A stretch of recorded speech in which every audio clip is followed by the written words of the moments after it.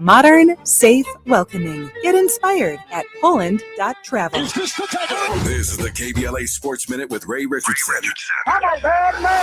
The Lakers won their fourth straight and 50th game of the season Monday night. They beat Cleveland 127-113 at Crypto.com. The surging Lakers are 13-1 in their last 14 games and were 15-2 in March. They also clinched a playoff spot in the Western Conference with last night's win. The Lakers are third in the West behind Oklahoma City and San Antonio.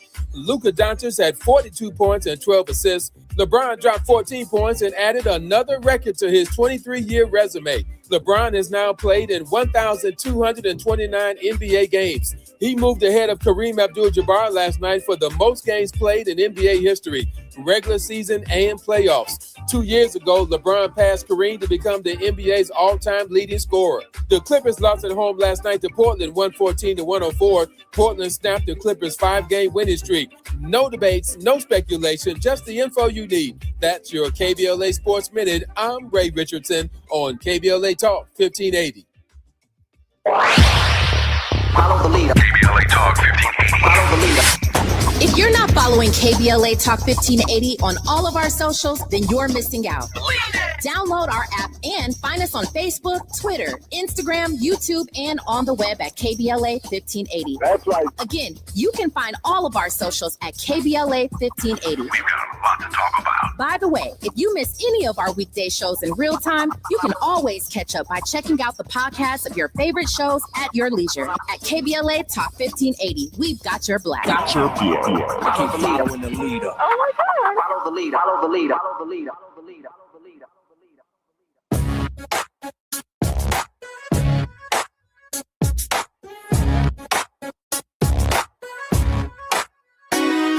The Jesse Jackson Jr. Show. The Jesse Jackson Jr. Show. The Jesse Jackson Jr. Show. The Jesse Jackson Jr. Show. Come on and talk with me.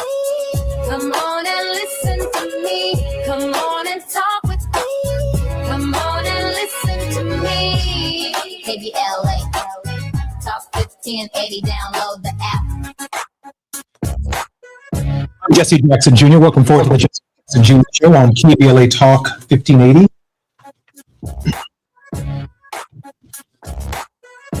All issues Iran. On the Jesse Jackson Jr. Show because of its consequences and implications for our nation, our world, diplomacy, and the idea of coming together. It's Worldwide with Jesse Jackson Jr. on the Jesse Jackson Jr. Show. Our regular contributor, Pernica L. Da Silva, PhD, is an international scholar, practitioner in global affairs, diplomacy, media, peace building, and humanity and human security for 40 years of experiential knowledge and expertise in backroom negotiations in deeply divided societies. Currently, Professor Da Silva lectures at the School of Diplomacy and International Relations at Seton Hall University, and he's also visiting professor at the Faculty of Humanities at Solj Plate University, Kimberley, South Africa. I'm also honored in this particular hour that Dr. Da Silva has brought an extraordinary guest with him. John Bisiru is a seasoned security professional and former British Army officer with more than 3 decades of experience in military service, international advisory roles, and strategic security concerns, operations across Europe, Africa, the Middle East, and Asia. Gentlemen, welcome forward to the Jesse Jackson Jr. Show. Thank you, Jesse. Glad to be on the show. PL, listen, the President of the United States is addressing the nation tonight on the war in Iran. I certainly thought at the very outset of the conflict that he may have made a statement, provided a mission, provided goals and objectives at the beginning of the conflict, convincing the American people that this was a worthwhile venture. But something tells me every single day, both John and PL, that Donald Trump doesn't get to declare the end of this conflict. and he seems to be unilaterally declaring how long it's going to last. Pio, why don't we initially begin with you? Your thoughts on length of this conflict and just how deep and pervasive and problematic this unilateral action by the United States and Israel has been. Yes, I mean, Donald Trump, Benjamin Netanyahu into this war, and now he's behaving like a cat on a hot tin roof. He doesn't know. He wants to get off that roof, but the roof is rather large, and he's really hurting, and it's going to scupper his chances in the midterm elections. And as my dear friend Yahya Ghanem said, he's a very well-known Egyptian journalist. He wrote an op-ed in TRT News. He said, the Iranians have the clock and time is on their side.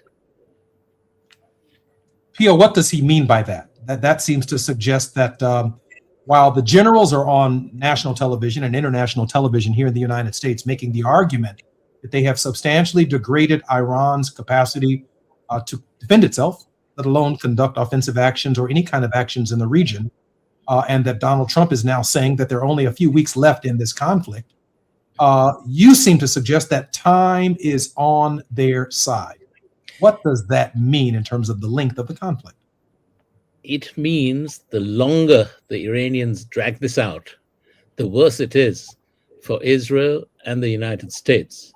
And despite what currently serving generals may say, we need to listen to the veteran CIA and military officers who have really served in different theaters of warfare and held high office.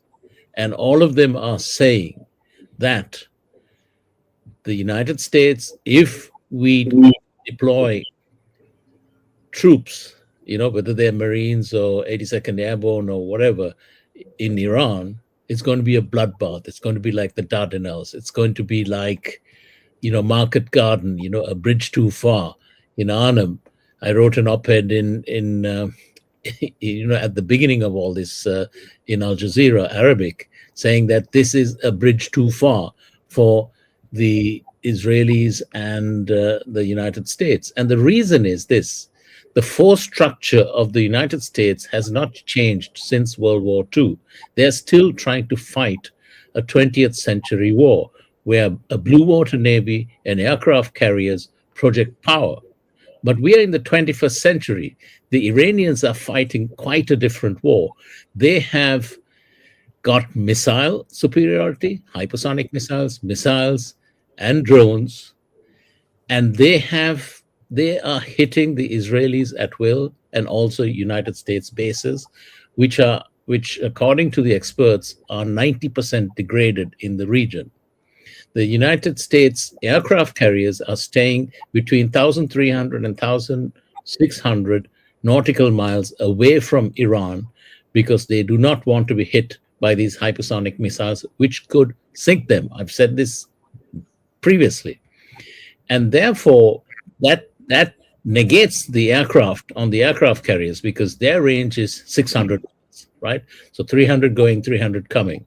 And then when the Iranians take out 8 KC-135 refueling tankers, how on earth are you going to get your F-35s to get across into Iranian territory? They're actually staying away from Iranian territory and firing, JASSM, glide bombs and others, but not actually, plastering the Iranians over Iranian territory. And these are the facts on the ground. Whatever Hegseth may say, whatever Trump may say, I would say that they are lying to the American people and the world at large. John, we have about 2 minutes before we come forward. That means our break on our show. About a minute, I'm being told by our producer right now. John, can you give us just a brief recap, and then we'll have a much longer segment when we come forward on whether or not it's going to be more difficult for the United States and what few allies we do have engaged in this conflict to get out. Easier to get in than to get out. John? Yeah, of course. Apologies for that. I'm, as I say, in Nigeria. We've just had a power cut, so the gen will kick in shortly. And we will, the camera will come with light. So, but yeah, absolutely. I'm Jesse Jackson Jr. You're listening to the Jesse Jackson Jr. Show on KBLA Talk 1580. More with PL De Silva and John Bisuru when we come forward. It's afternoon drive time with Jesse Jackson Jr. Only on KBLA Talk 1580. Do you have 3 ex-wives and your current trophy wife wants a life insurance policy 3 times the size of the policies you had to purchase for your previous mistakes? If so, you need to call Big Lou at Term Provider, 800-345-2789. Big Lou is intimately familiar with your problems, and if you're 50 or 60 years old and in reasonably good health, a $1 million policy should only cost about $100 to $200 per month. Big Lou may have a solution for your previous policies as well. You may even save enough money to lighten the load on your new $1 million policy. Remember, call Big Lou. He's like you, except he's only on number 2. Call Term Provider at 800-345-2789. That's 800-345-2789 for $1 million in term life insurance that you can live with. Call Big Lou at 800-345-2789. Ready to celebrate? Hop into Easter festivities with everything you need at Target. First, get ready for your special occasion with 25% off stylish looks. With spring vibes, vibrant colors, and fresh florals, you'll find outfits that match everyone's style. Then, fill up their baskets with endless joy. From select Easter plushies to fun toys they'll love at 20% off. Don't miss out. Make this Easter unforgettable at Target. Indeed presents hires you can't afford to get wrong, like a warehouse operations manager. Where are the forklifts? Sold them. Too expensive. We're using scooters now. So you expect us to move a 2-ton pallet on a scooter? Just lean into it. Put your back into it, people. This is your job for sponsored jobs. This is what happens when you don't sponsor your job on Indeed. Next time, get matched with quality candidates with Indeed sponsored jobs.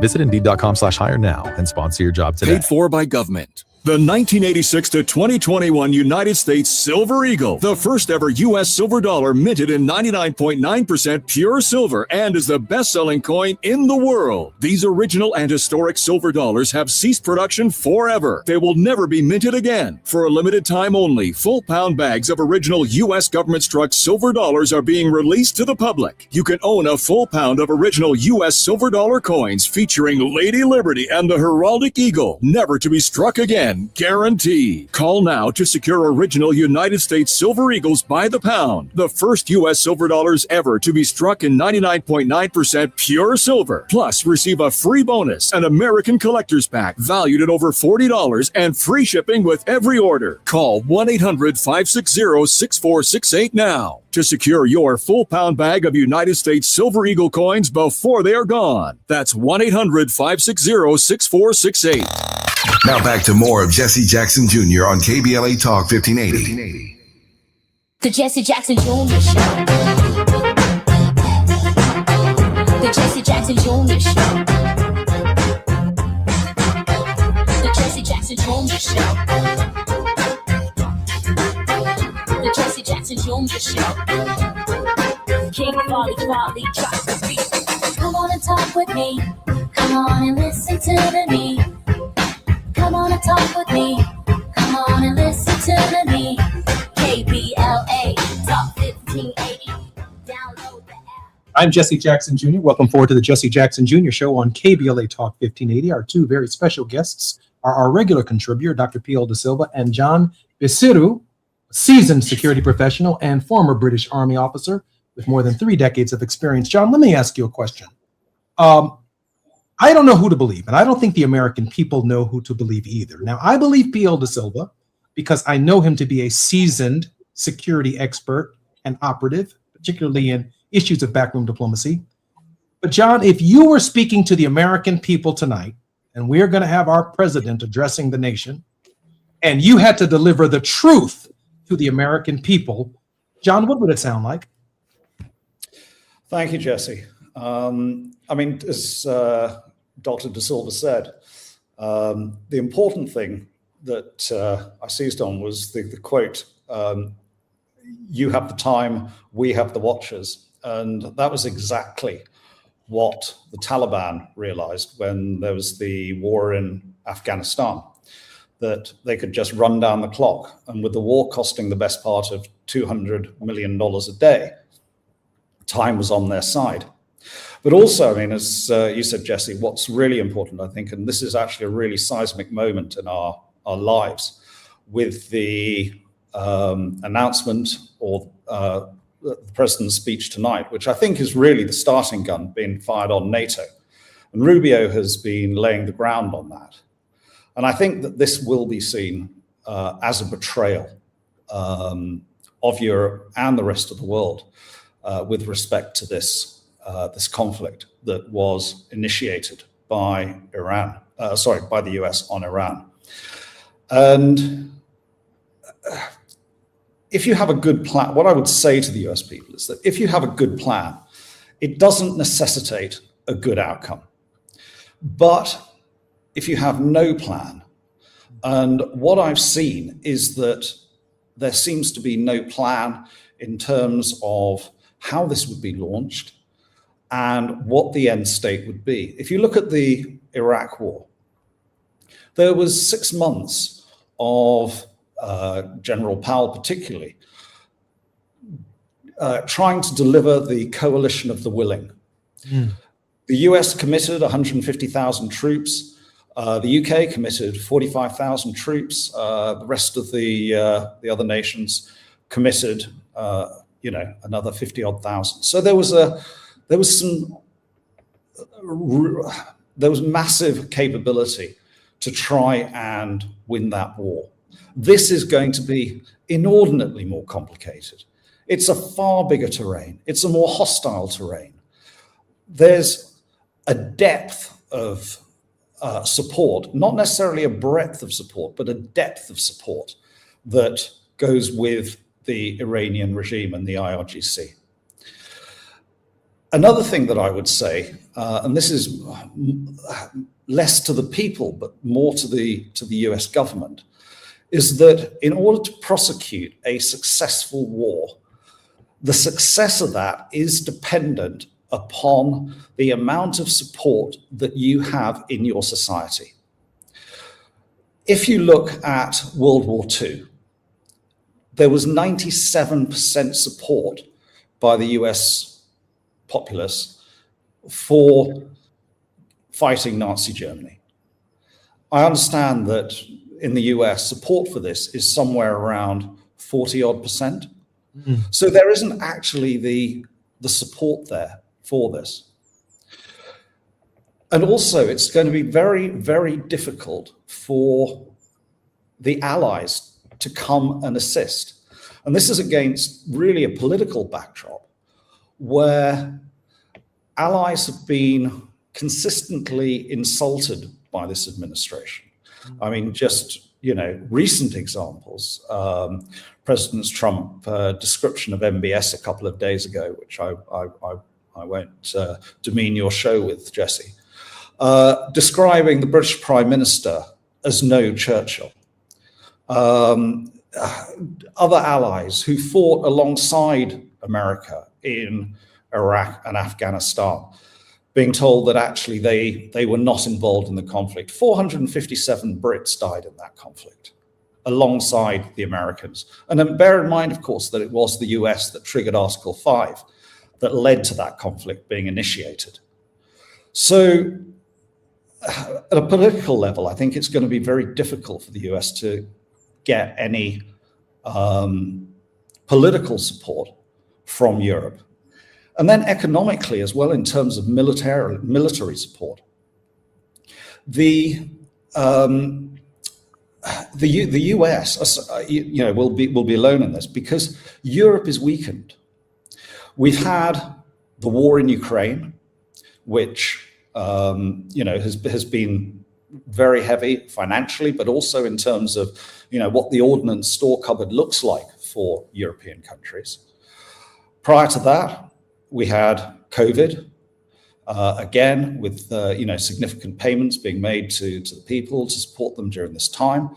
for UK and, I mean, directly affecting the UK, but also impacting Europe as well. We had Brexit. And before that, we had the financial crisis. So Europe financially is really weakened. And then, of course, you know, we're currently engaged in Ukraine. So, and there is this feeling of, why is Iran more important than Ukraine? Iran was actually strategically extremely weak. It had been boxed in. You know, there were the time clock was running down for the regime, and now, you know, it's now getting stronger. You know, the IRGC and the government, I think it was put into legislation, are going to be charging $2 million per tanker to go through the Straits of Hormuz. And they will use that fund, or those funds, to rebuild their regime, rebuild their military capabilities. And all of that is, you know, to the detriment of the rest of the world, and particularly Europe and the Gulf states. So, yeah, I think that for the American people to hope that Europe can assist in providing some sort of military support or assist in delivering an off-ramp, I really don't see it, I'm afraid. It's clear to me that if John were delivering the state of this conflict to the American people tonight, that he would clearly be delivering it with greater clarity and succinctness and accuracy than the President of the United States. PL, tonight I expect a lot of bluster. I expect a lot of talk about our capabilities, about what we've managed to do since the conflict itself began. But I don't see a way out, given that you made the argument at the top of the show that the clock is not on our side. How much longer can the regime survive? And how much longer can the Iranian people survive under the threat of the oppressive nature of what America is doing along with Israel? Israel is still a very uncomfortable neighbor in the region, and those politics don't change just because Donald Trump decides to pack up and leave.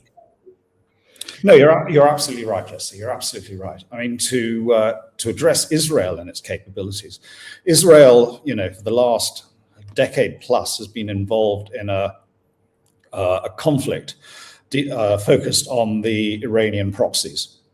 So the Houthis, Hezbollah, the Assad regime, etc. And that has taken, and obviously Gaza, and that has really taken its toll on the Israeli military. And a couple of days ago, there was a statement made by, I think, the head of the IDF, stating that they were at breaking point. They were exhausted. They do not have the capacity to continue to prosecute this conflict. They called up 300,000 people. I understand that there was a 35% no-show in terms of those reservists that were due to attend. Subsequently, there was another call-up of 400,000 reservists. There was, again, a similar level of no-show. So I think that whilst this war in Israel started off to be a popular war, you know, there were questions raised about how the war was being prosecuted in Gaza and the Lebanon, but Iran was seen as an existential threat to Israel, and so consequently there was this initial support, but they assumed they would be living under the protective umbrella of David Sling, Patriot, and other missile defense systems. Iron Dome, exactly. You know, the other Arrow 1, Arrow 2, all of these systems that would, but those have now been exhausted. Iran has followed the strategy that Russia did in the Ukraine war, that you have missile superiority, and it's not about air superiority, it's about missile superiority now. And you saturate their air defenses. So a Shahad drone is $20,000 to $30,000 to build, but it's a $4 million effort to bring it down. You require 2 missiles, each costing around $2 million. So that's going to, the economics are there in terms of how sustainable that is, as well as the manufacturing capacity to deal with those. And that's been evidenced, the weakness there by South Korea being stripped of its Patriot batteries. I think Germany's also been hit as well in terms of the ordnance that has been pulled out through Ramstein to support Israel. So, Europe and NATO, those, the eastern front of NATO has in effect been stripped bare. So, it's the missile superiority is there, and that is what Russia has successfully done. But also, you need to understand, I say amateurs talk tactics, professionals talk logistics. That's the old saying. And to undertake a war like this, you require 3 times the manpower. You require 5 times the platforms, artillery or whatever, other systems, and 16 times the ammunition. Those are the old rules of thumb in order of how you are going to mount an offensive operation. And I just don't see Israel or the US having that. Iran is vast. So I think the quartermaster's cupboard is looking pretty bare at the moment. PL, we're about to just about 3 minutes before we come forward. I do want to ask you the same question. What can we expect to hear from the President of the United States tonight? I think John did an extraordinary job of giving us an initial sense of it. Today we have on KBLA Talk 1580 our policy experts, what we should be hearing from the President of the United States. PL, we have about 2.5 minutes before we come forward.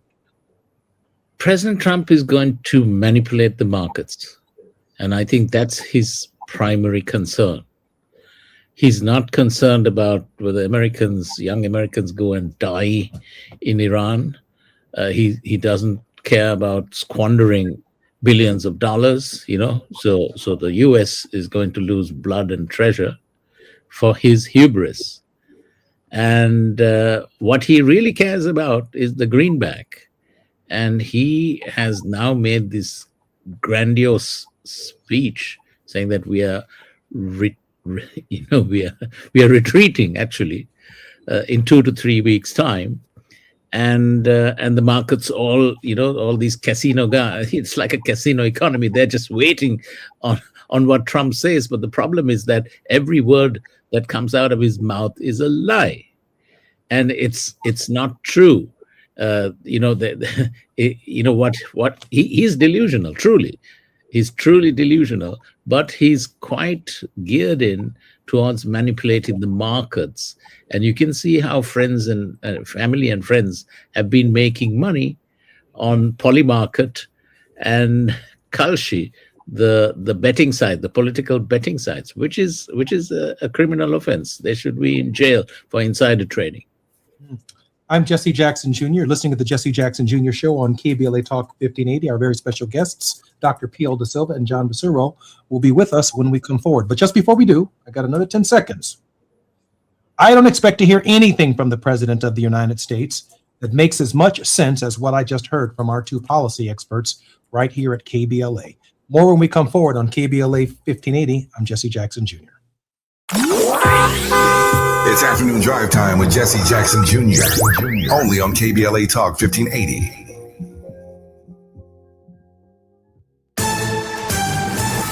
I'm Amber Payton with BIN News Now. NFL Commissioner Roger Goodell says the NFL will continue enforcing the Rooney Rule despite a potential lawsuit from Florida's Attorney General. The Rooney Rule's been around a long time. We've evolved it. We've changed it. The policy requires teams to interview minority candidates for top jobs, and Goodell says the league plans to engage on concerns that it could lead to race-based decision-making. Black Los Angeles Mayor Karen Bass has unveiled a new 53-unit affordable housing project for veterans in West LA near the VA Medical Center. The development is part of a larger push to expand housing, with thousands of units underway through her initiative to streamline approvals. And rapper Megan Thee Stallion is recovering after becoming ill during her Broadway performance Tuesday night. She was taken to a hospital where doctors treated her for exhaustion, dehydration, and low metabolic levels. Her team says she has since been discharged and is expected to return to the show Thursday. Get BIN News Now on demand 24/7 on the iHeartRadio app.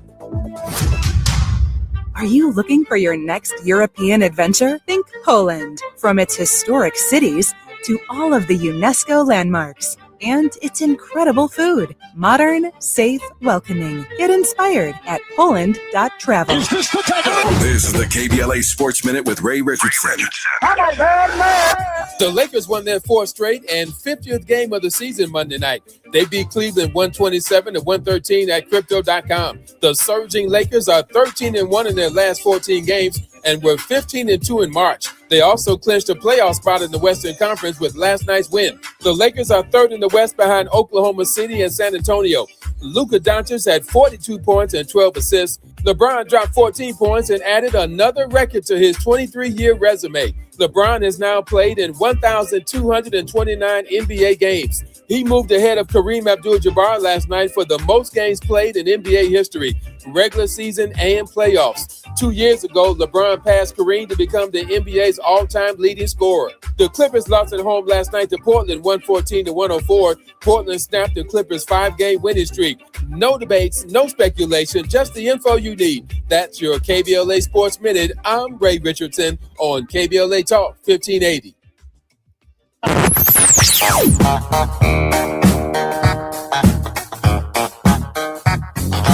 This is KBLA Talk 1580. Talk radio. That's music to your ears. We're unapologetically progressive. KBLA Talk 1580. We've got a lot to talk about.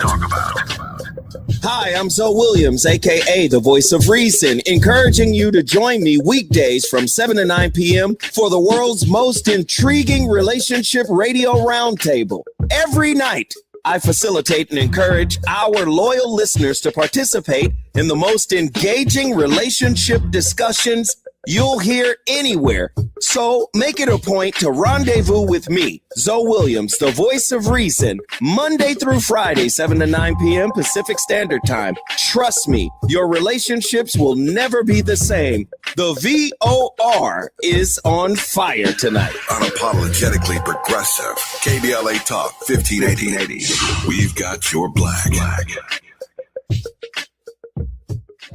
We're at Doolin's on Crenshaw. It's a special place where the neighborhood comes together. Got the fried chicken, the catfish, the candied yams, the mac and cheese. It's all delicious. I'm Isaac Bryan. I represent the Crenshaw District in the California State Legislature, and I'm supporting Tom Steyer for governor of California. California is under attack, and we need a fighter who's going to come in on day one and stand up for California values and push back. That person is Tom Steyer. Tom and I have been fighting together for the better part of a decade. Tom is the only candidate supported by Smart Justice, because Tom has stood on the front lines of racial justice, economic justice, and true solidarity. Tom is the real deal. He's the only candidate in the race with a comprehensive plan to make the billionaires and the corporations pay their fair share so we can fund things like universal health care and education. He means what he says, and he does what we need. This is a moment when we've got to fight fire with fire, and I believe that fire is Tom Steyer. Ad paid for by Steyer for Governor 2026. All I need is one mic. With a KBLA Talk 1580 editorial, I'm Dr. Nicordoli Corte. Less than 24 hours before a planned California governor's debate, USC and KABC Television Channel 7 pulled the plug after a week of growing outrage that not a single candidate of color had been invited to participate. USC says it was just math, polling numbers, fundraising totals, nothing personal. But here's the problem with that argument. Every one of the 6 candidates who made the cut was white, and every one of the candidates left out was not. At some point, the outcome is the message, regardless of the formula that produced it. The 4 excluded candidates, former U.S. Health Secretary Javier Becerra, former L.A. Mayor Antonio Villaraigosa, former State Controller Betty Yee, and State Superintendent Tony Thurmond, are not fringe figures. These are people who've won major statewide elections and served millions of Californians. Here's the deeper lesson. California is one of the most diverse states in the nation. Latino voters, Black voters, and Asian American voters don't just live here. We decide elections here. When the people organizing a debate about California's future build a stage that looks nothing like California, they're not just making a scheduling error, they're sending a signal about whose voice matters. Even some of the invited candidates called on USC to expand the field, ostensibly because they understood what was at stake. That said, it is worth noting that none of the invited candidates had the courage to stand in solidarity with people of color and bow out of participating in the debate. But we'll leave that alone for now. Canceling the debate was not a victory. It was damage control. The real lesson is that diversity cannot be an afterthought in the criteria. It has to be baked into the thinking from the very beginning. Voters of color are not a special interest. We are the electorate. With the KBLA Talk 1580 editorial, I'm Dr. Nicordelai Corte. As always, we welcome your feedback.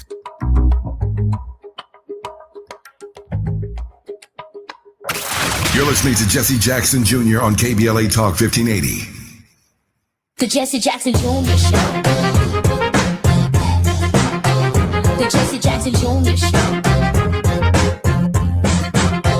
The Jesse Jackson Jr. Show. The Jesse Jackson Jr. Show. King Folly drops the beat. Come on and talk with me. Come on and listen to the me. Come on and talk with me. Come on and listen to the me. KBLA Talk 1580.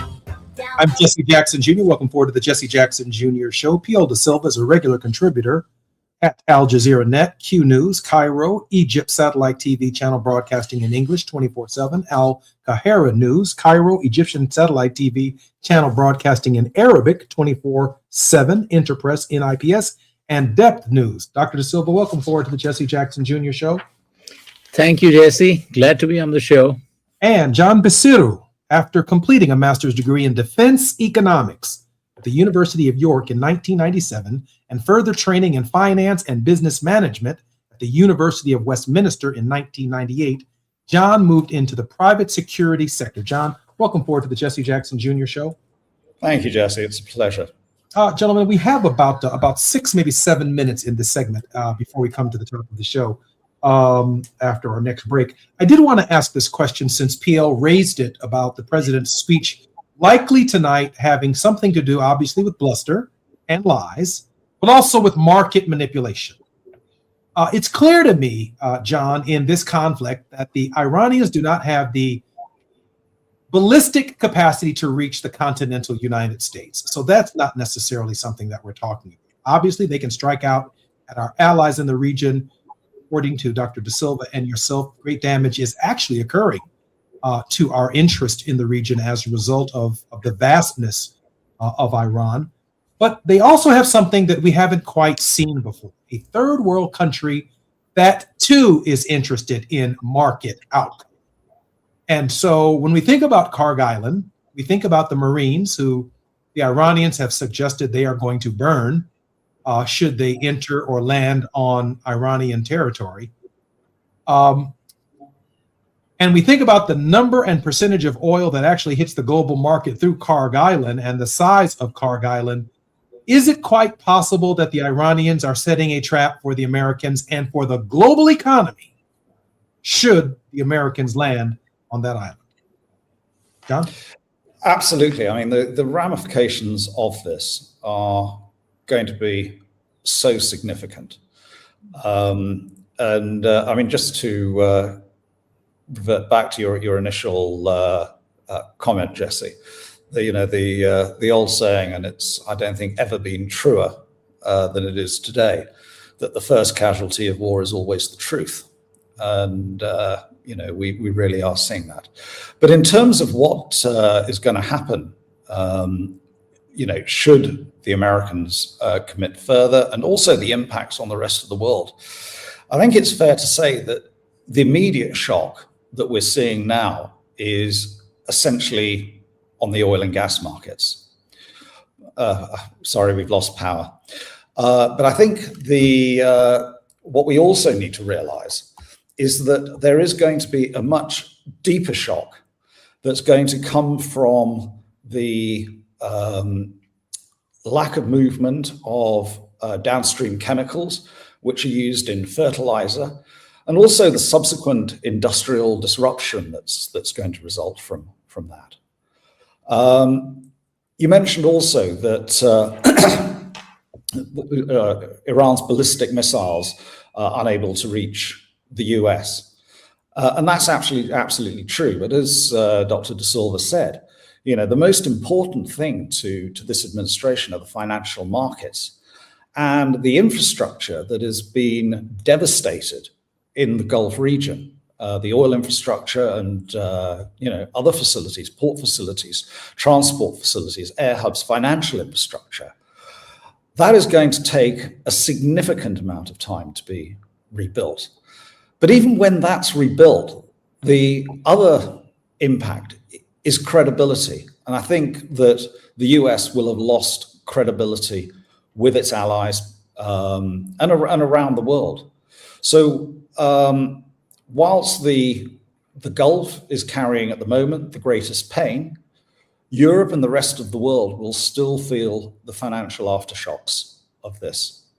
So, and also, I mean, the other thing to remember is, the US has a very, very significant military-industrial complex, which, it's developed over decades. But the reason that industrial complex has become so powerful and matured in the way it has is that people generally buy weapons from those that they fight with. And the US has always been seen as a reliable and trusted ally. And I don't see that being the situation anymore. So whilst Europe and other countries may well spend much more on defense, reaching their 3% GDP targets on defense, I see an ever shrinking percentage of that being spent on US products.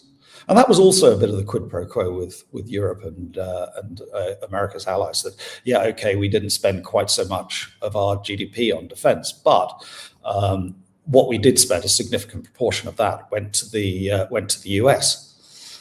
And I think that as this war accelerates, which I think it will, because you need two parties to agree a truce. And we'll see, and Iran shows absolutely no interest in participating in a peace process. There are too many unanswered questions that, such as, unfreezing of assets, reparations for war damages, their missile capability and the continuation of that. So, their regional proxies, what happens in Gaza, places like that. None of these things have been addressed. So I think this is way more complicated, and as I said earlier, I don't see any of this being addressed in tonight's speech by the president. PL, the disruption of global oil supplies should the Marines land at Karg Island and the Iranians choose to, not only defend it, but also potentially directly target global markets by disrupting global oil supplies for at least a decade. So the thing is this, it's just not what we see up front, right? Oil and gas, fertilizers, feedstocks, and food stuffs getting into the Gulf. It's also the bond markets. The US bond markets, if this thing goes south, and it very well will go south, and what would happen then is if the interest rate goes up above 5%, which it has and then came down, and it has the potential of going further up above 5%, it means that the United States, the ability to borrow and do debt servicing becomes well nigh impossible. And that is the thing that's going to strangle the United States economy and the Trump administration, and that there are no quick fixes for things like that. And the only way truly out of this morass is to negotiate in good faith with mediators who are willing to play honest brokers, and all this bombastic stuff and saber rattling and moving troops here and there and hoping that he can stay on for another 3 weeks till the George Herbert Walker Bush aircraft carrier arrives in theater. This is a drowning man clutching at straws. And none of this is going to help stabilize the situation and also the global economy. PL, I'm Jesse Jackson Jr. You're listening to the Jesse Jackson Jr. Show on KBLA Talk 1580. We have two of the most important policy experts in the world on the subject matter of what's taking place in the Gulf. More when we come forward on KBLA Talk 1580. While you're stuck in traffic, we can at least bring you up to speed on the news of the day. You're listening to Jesse Jackson Jr. only on KBLA Talk 1580.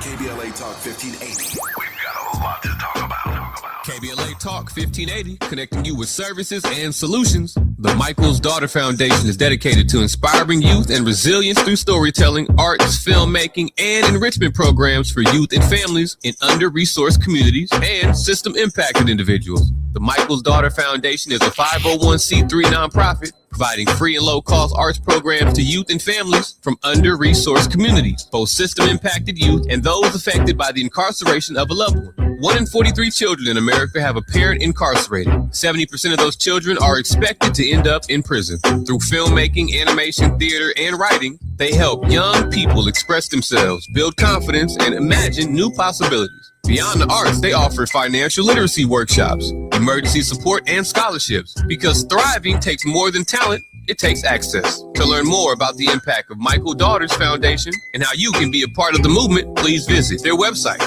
michaelsdaughterfoundation.com. This is a community call to action from KBLA Talk 1580. Getting around LA doesn't have to cost a lot. Metro has fares that fit every budget. 20 free rides for qualified riders through the Life Fare program. Free passes for students with GoPass and affordable options for everyone in between. Wherever you're going, Metro's got you covered. Visit metro.net/fare programs. What if your rooftop could earn you money every year? With LADWP's Solar Rooftops program, you can get solar panels installed and maintained on your home at no cost and earn up to $900 a year. That's up to $18,000 over 20 years. There are no upfront costs, no credit checks, and no annual fees. Plus, you'll help power Los Angeles with clean local solar energy and reduce reliance on fossil fuels. Make your rooftop work for you. Apply today at ladwp.com/solar rooftops. KBLA Talk 1580. We've got a lot to talk about. Tired of being locked out of job opportunities and shut down by systemic racism? KBLA Talk 1580 stands with you in fighting for the rights of black workers, and we don't black down. The Los Angeles Black Workers Center is a dynamic alliance of workers, organized labor, community-based organizations, clergy, students, and scholars working collectively to improve the position of the black working class. The LA Black Workers Center takes a comprehensive approach to addressing the black jobs crisis. Their programs promote access to quality jobs, racial equity in hiring and retention, discrimination-free job sites, and they prepare black workers for employment in high-wage career track jobs. The LA Black Workers Center supports workers who need help protecting their rights on the job. They give workers access to quality jobs and remove systemic barriers to employment. And they are advocating for a fair deal for black workers in the new Los Angeles City Charter. To sign up for free career readiness training, get involved in organizing, or learn about union apprenticeship programs and trade registries, please visit lablackworkercenter.org. That's lablackworkercenter.org. Together, we can beat the black jobs crisis and build a more equitable Los Angeles. This is a community call to action from KBLA Talk 1580. Now back to more of Jesse Jackson Jr. on KBLA Talk 1580. The Jesse Jackson Jr. Show. The Jesse Jackson Jackson Jr. Show. The Jesse Jackson Jr. Show. The Jesse Jackson Jr. Show. King Farley drops the beat. Come on and talk with me. Come on and listen to me. Come on and talk with me. Come on and listen to me. KBLA Talk 1580. I'm Jesse Jackson Jr. Welcome forward to the Jesse Jackson Jr. Show. We've had an exciting program with Pio Da Silva and John Bisiru, seasoned security experts, both of them in backroom diplomacy and service to their respective nations. Gentlemen, welcome forward to the Jesse Jackson Jr. Show. Thank you, Jesse. I do want to make this one point before we take our final question and of course, hopefully close on a word of hope.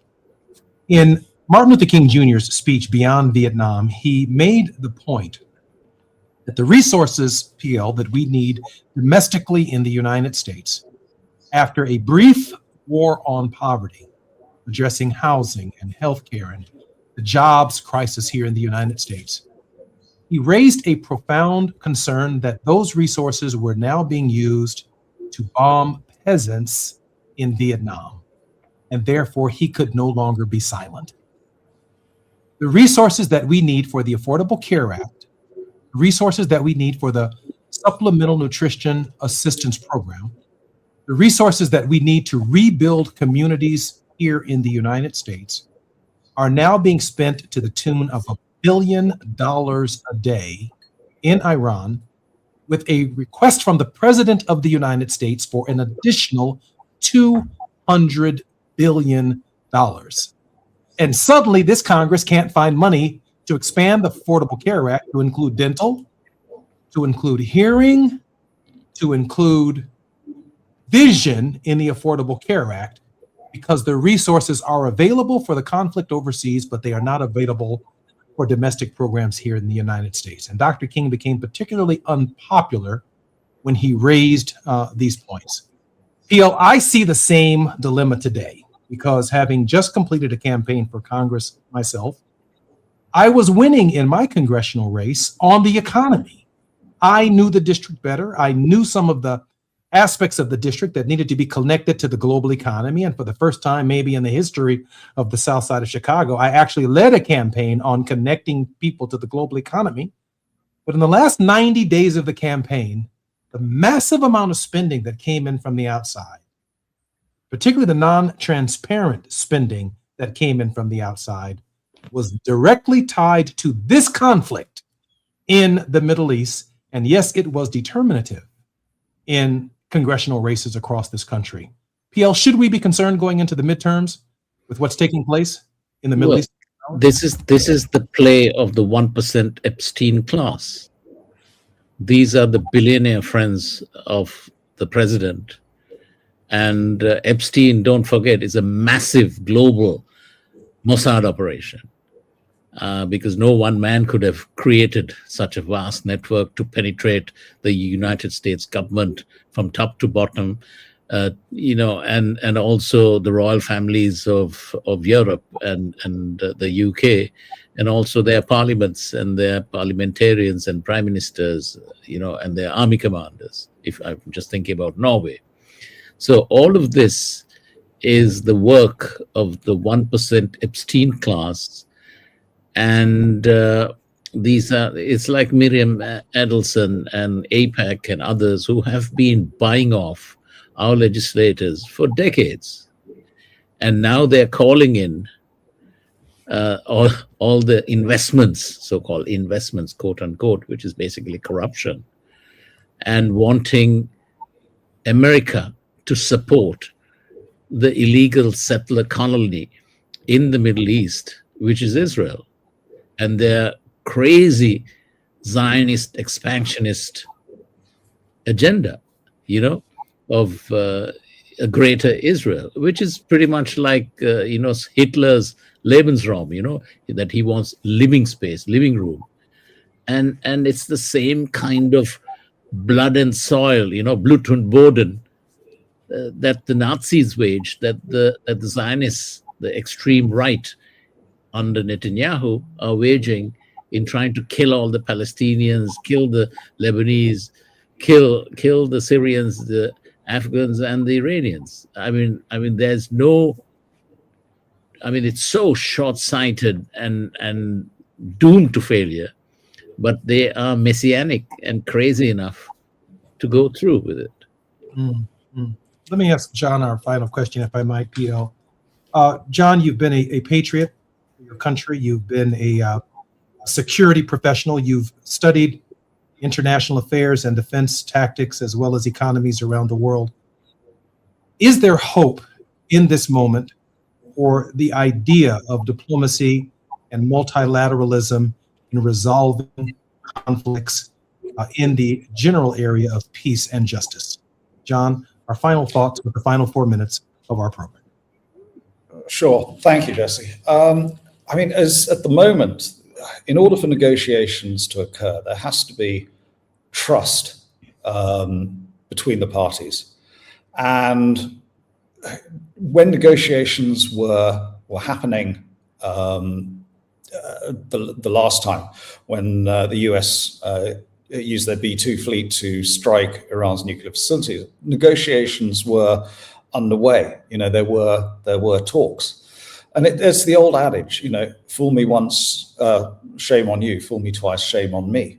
So I think it will be very difficult for Iran to actually trust the US in any negotiations.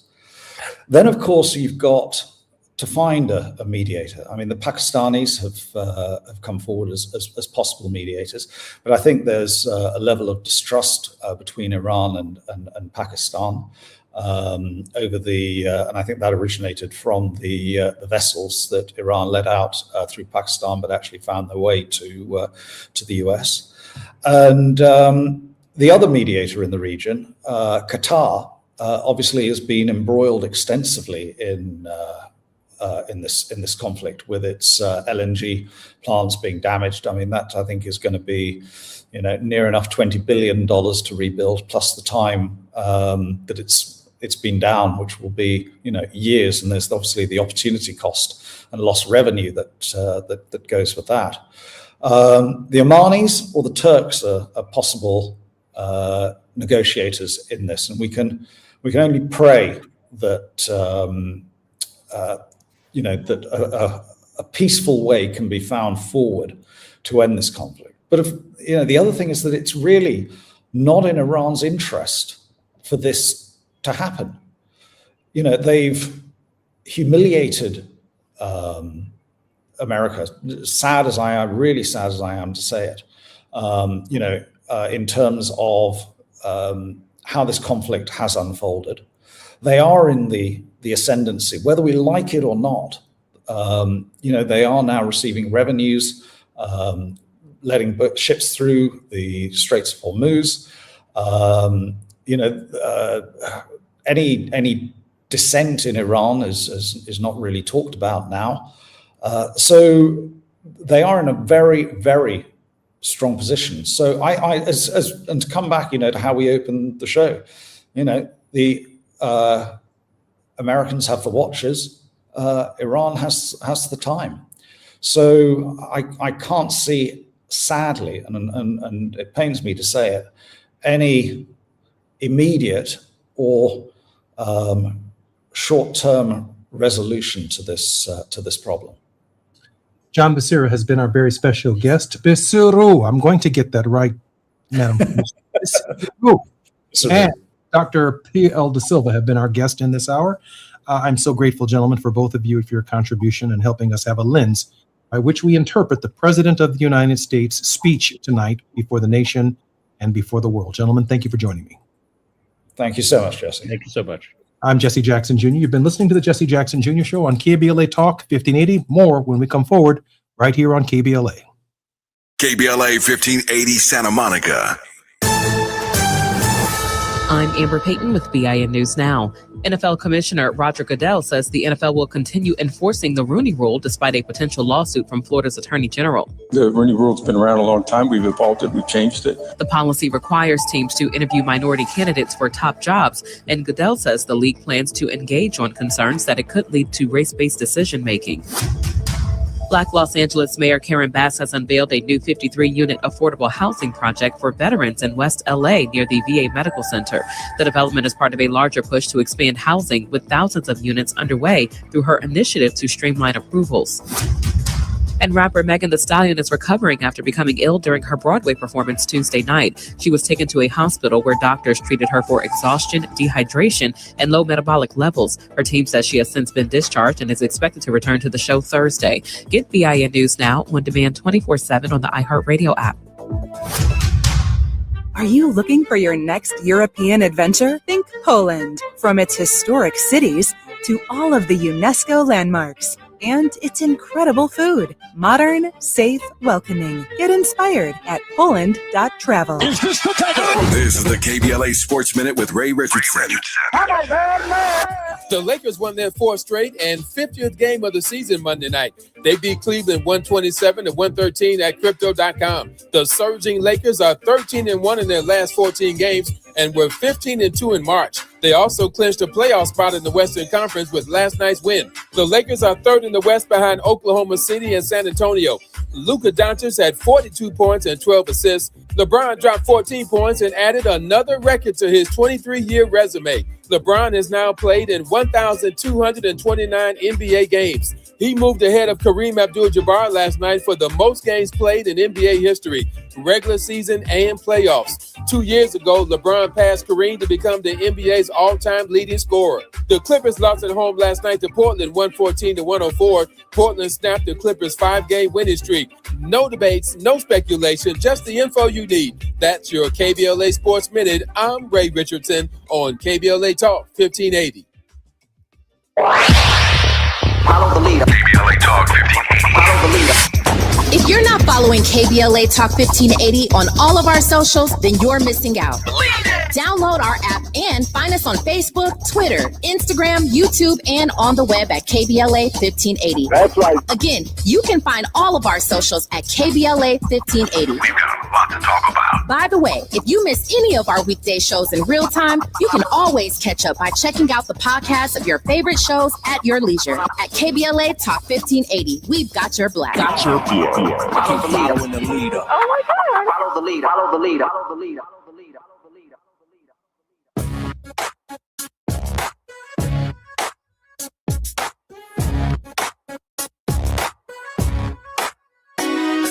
Jesse Jackson Jr. Show. The Jesse Jackson Jr. Show. The Jesse Jackson Jr. Show. The Jesse Jackson Jr. Show. Come on and talk with me. Come on and listen to me. Come on and talk with me. Come on and listen to me. KBLA Talk 1580. Download the app.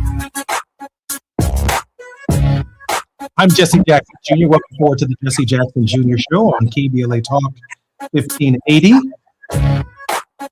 Before we bring up a regular contributor, I'd like to just unpack for just a moment some of what we heard in the last hour. We are sure not going to hear that tonight in the president's speech before the nation. And that's shameful. That we don't trust the president of the United States to be able to deliver the truth to the American people, that American lives are in harm's way, and that the president of the United States has yet to provide a justifiable rationale or reason for why these various fleets are in the Persian Gulf, why we find ourselves defending international commerce in the Straits of Hormuz, why other straits in the region and the Houthis are now talking about blocking international trade in other theaters of commerce. And tonight, I expect to hear a speech full of bluster, the kind of bluster that we've heard from the Secretary of Defense, Pete Hegseth. By the way, I'm tired of looking at this guy. I mean, the suits are too tight. The disposition is all jacked up. The patriotism is not believable, or it's artificial. I'm not going to comment on a person's faith, but I just don't believe it. And mind you, this entire conversation is taking place during the Passover season, when people found themselves thousands of years ago being freed from oppression, and it actually led to the Exodus story in the Holy Bible. This is the context. And on the Christian side of the equation, the brown-skinned Jewish liberator named Jesus of Nazareth will be crucified tomorrow in the Christian calendar and resurrected on Sunday. Do you think the President of the United States will even reference the high holy season that we are in his remarks tonight to the nation? Is he even paying attention to the Passover, to the resurrection season, to the crucifixion of Jesus of Nazareth? I doubt it. I doubt it. I expect to hear a commercial tonight of some bluster. And P.L. De Silva in the last hour made it crystal clear that the United States is running from the region. We are not leaving the region. We are retreating from the region because we have misread Iranian capacity to fight and damage critical infrastructure in an entire region. In this hour, I'm particularly honored that joining me in conversation will be none other than Dr. S. Todd Eury. Dr. Eury is both a minister with a PhD and a lawyer. He practices in courts and courtrooms across the United States, as well as preaches every Sunday morning. I often say that he has one foot in reality and the other foot in both the church, grounded in faith and justice. Dr. Eury, welcome forward to the Jesse Jackson Jr. Show. Always good to be with you, my brother. These are truly ominous and curious times, but glad to be able to be in conversation with you. Dr. Eury, we have about 3 minutes before we come forward. Maybe at the top of our show, I should ask you a simple question. I already know what you're going to say. Is this where you want to begin? Is this where we go with this today? Okay. Since you already know. Thank you for the disclaimer and the warning. What's the president going to say tonight? What are your expectations of his speech? And where will he fall short inevitably? Yeah. All right. So since you've already said it, here's what I expect. It's going to be a self-serving speech. And so it will be a tell as to where he feels most politically vulnerable. What we do know is this president does not play poker well. And so since we've already ruled out anything that's reasonable or practical, then we have to kind of think about what would a narcissist do? It's interesting that as you raise this speech, it will coincide with the beginning of Passover this evening. There may be indeed some pandering to Jewish adherents because of the prominent role. This isn't just a U.S. exercise in the Middle East. Israel is prominently engaged and involved. And so I think there will be a bit of that. There will be some passive effort to try to calm the angst, though his words that we've heard over the last several days, even weeks, are going to betray that. So it will be more of the curious and the confounding at the same time. And at the end, we will have no more answers after his speech than we do right now, except to wonder, when will he decide that he's had enough and decide to take his toys and go home? You know, what kind of leader says that when I feel it in my bones, this conflict is going to be over? It's not following any kind of plan. And historically, Dr. Eury, I know we have just about 50 seconds before we come forward. Historically, presidents lay out the mission to the American people on the front side of the conflict, not on the back side. You expecting a response to that? About 30 seconds left. Yes. Competency is a thing until it's no longer a thing. And so associating the presidency with some level of competency, even though we don't necessarily agree with it, is not where we are, it's not where we've been, and it's certainly not where we're going. We expect much more from Dr. S. Todd Eury, who's one of the great contributors on the Jesse Jackson Jr. Show. So grateful for his leadership, his clarity, his moral vision, and the fight that he continues for justice, not only domestically, but around our world. I'm Jesse Jackson Jr. You're listening to the Jesse Jackson Jr. Show on KBLA Talk 1580. More with Dr. Eury when we come forward. It's afternoon drive time with Jesse Jackson Jr. Only on KBLA Talk 1580.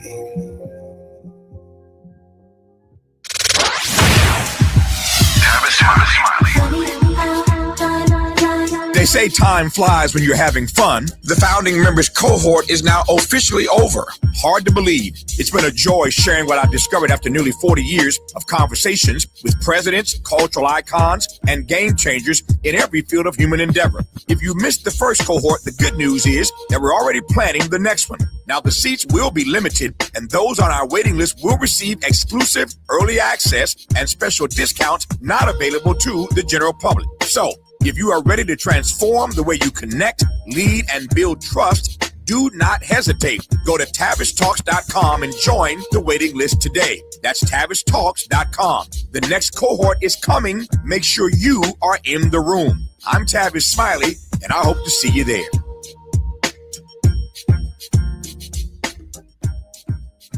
Ready to celebrate? Hop into Easter festivities with everything you need at Target. First, get ready for your special occasion with 25% off stylish looks. With spring vibes, vibrant colors, and fresh florals, you'll find outfits that match everyone's style. Then, fill up their baskets with endless joy. From select Easter plushies to fun toys they'll love at 20% off. Don't miss out. Make this Easter unforgettable at Target. Indeed presents hires you can't afford to get wrong, like a warehouse operations manager. Where are the forklifts? Sold them. Too expensive. We're using scooters now. So you expect us to move a 2-ton pallet on a scooter? Just lean into it. Put your back into it, people. This is your job for sponsored jobs. This is what happens when you don't sponsor your job on Indeed. Next time, get matched with quality candidates with Indeed sponsored jobs.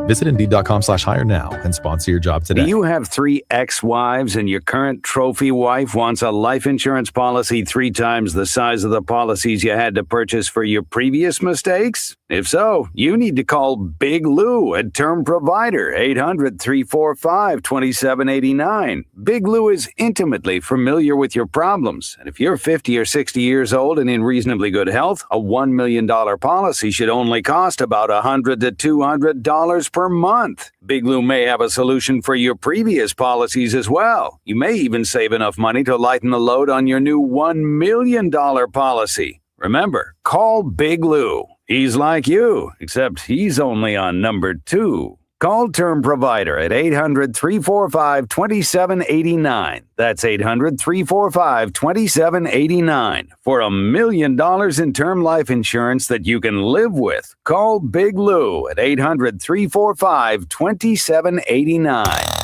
Now back to more of Jesse Jackson Jr. on KBLA Talk 1580. The Jesse Jackson Jr. Show. The Jesse Jackson Jr. Show. The Jesse Jackson Jr. Show. The Jesse Jackson Jr. Show. King Folly drops the beat. Come on and talk with me. Come on and listen to me. Come on and talk with me. Come on and listen to me. KBLA Talk 1580. Download the app. I'm Jesse Jackson Jr. Welcome forward to the Jesse Jackson Jr. Show. Dr. S. Todd Eury, a civil rights attorney, public policy advocate. Dr. Eury holds a deep belief that honest dialogue creates opportunities to form strategic partnerships that strengthen families and communities. He was a senior advisor to the late Reverend Jesse Jackson and a member of the board of the National Action Network under the leadership of Reverend Al Sharpton. Dr. Eury, welcome forward to the Jesse Jackson Jr. Show. We've jumped in the deep end of the pool. Good to be with you. Hopefully, I won't have to try to forecast insanity as with your first question. I'm going to throw you a life raft.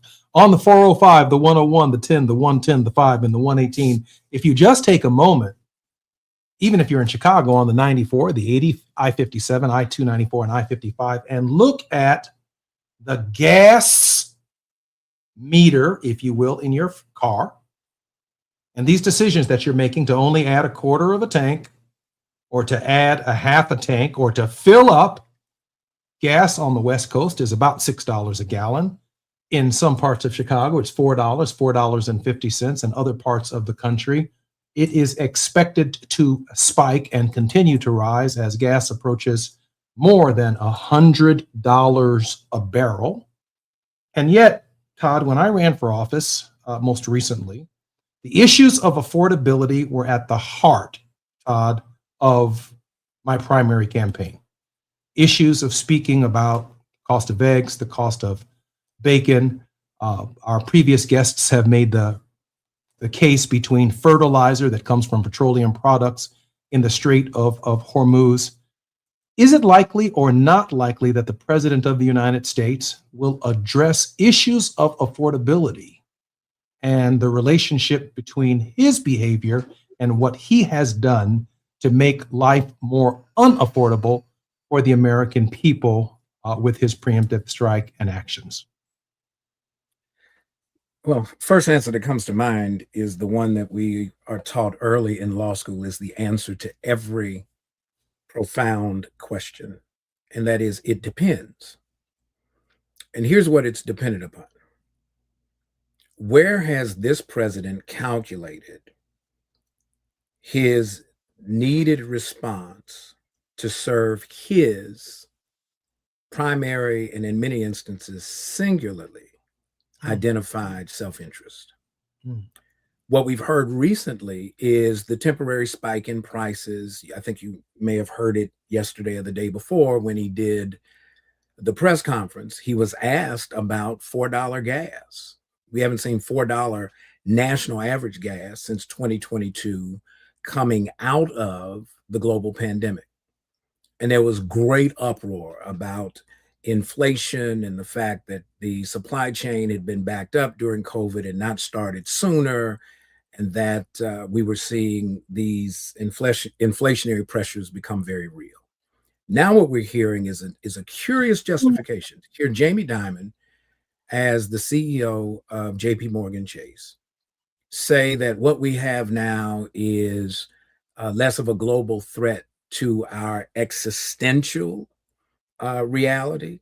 And so this temporary disruption around affordability is reasonable.